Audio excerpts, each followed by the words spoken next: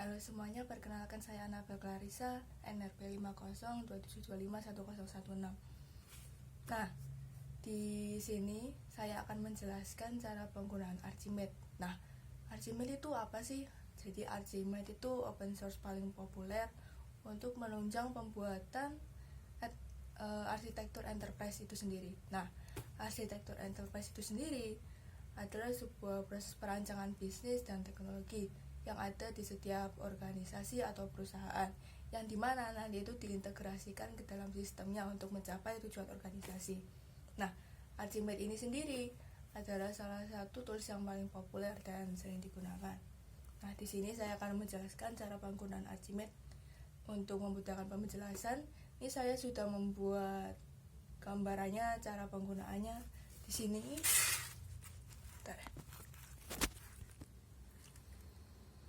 Kelihatan nggak ya? Nah, sini.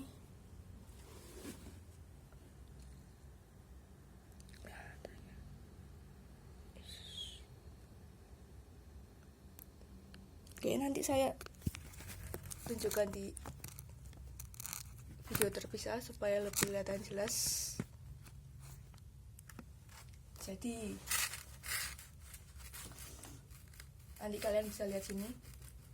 Jadi di sini kita ada yang pertama, kita bisa lihat fungsi SDM Universitas Telkom.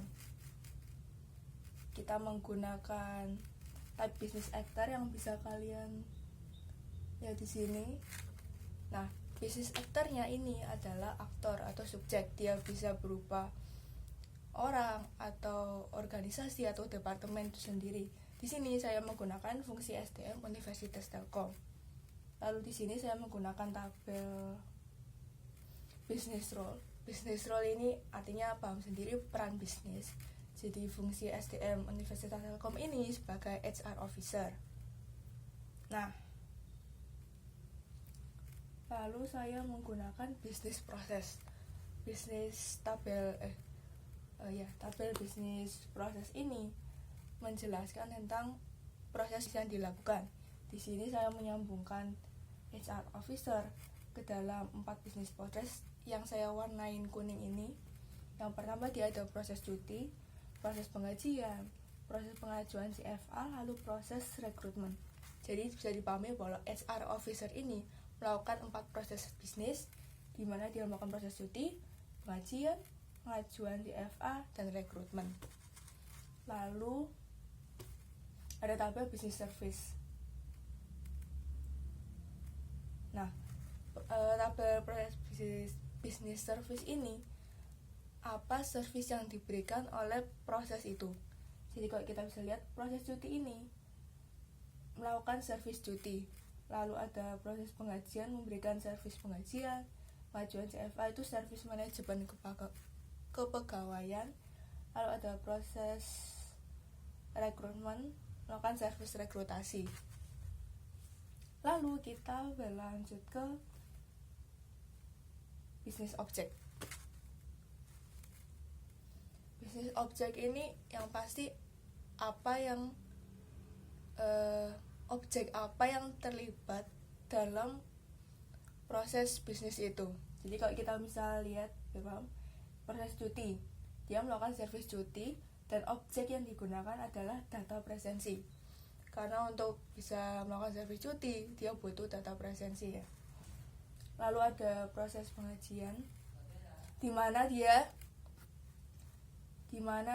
ini menggunakan data gajinya untuk bisa melakukan proses pengajian dari setiap kepegawaiannya. Lalu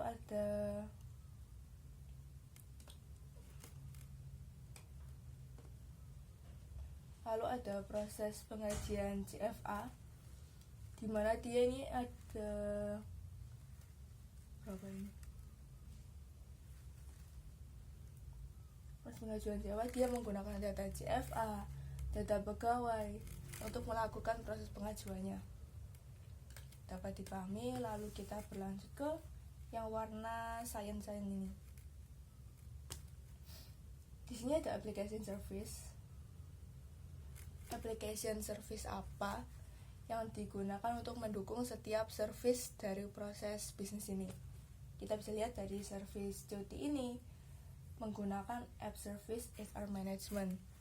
App service HR management tidak hanya dipakai service cuti, tapi juga digunakan oleh service manajemen kepegawaian. Lalu ada app service payroll untuk melakukan penggajian, karena payroll kan yang untuk pay itu ya. Lalu ada app service rekrutasi digunakan oleh service rekrutasi, seperti itu. Lalu ada application component.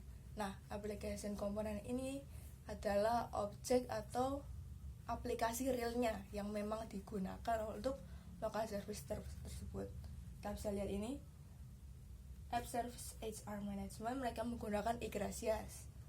Lalu ada app service payroll, mereka pakainya aplikasi finance.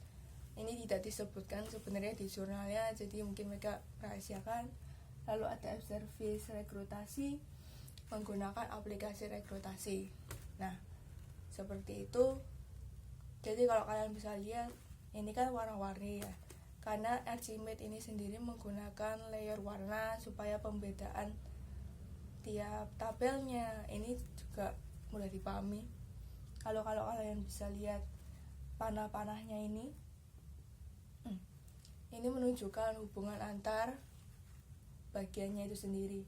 Kalau kalian lihat yang panah yang warnanya biasa ini tidak titik-titik, dan ini itu menunjukkan siapa yang memegang. Jadi misalnya bukan memegang sih, lebih kayak dia menjelaskan sih. Kalau bisa lihat HR office, dia membawahi proses cuti, proses penggajian, lalu proses pengajuan CFA. Lalu panah-panah ini digunakan untuk menjelaskan relationship antar bagian ya.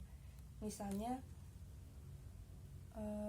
HR officer ini kan ada beberapa proses ya. Jadi dia itu membawahi proses cuti ini, lalu ada proses pengajian, proses pengajuan CFA. Jadi seperti itu. Lalunya juga ada panah titik-titik. Panah titik-titik ini adalah realization relation.